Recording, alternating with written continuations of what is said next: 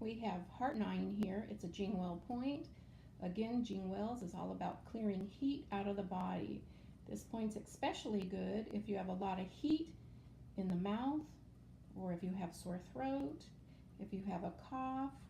This is also a great point if your fingers or hands hurt. It's one of the good points. You can either do perpendicular insertion, you can do a prick to bleed. Again, this is heart 9, and it is a Jing Well point to clear heat from the body.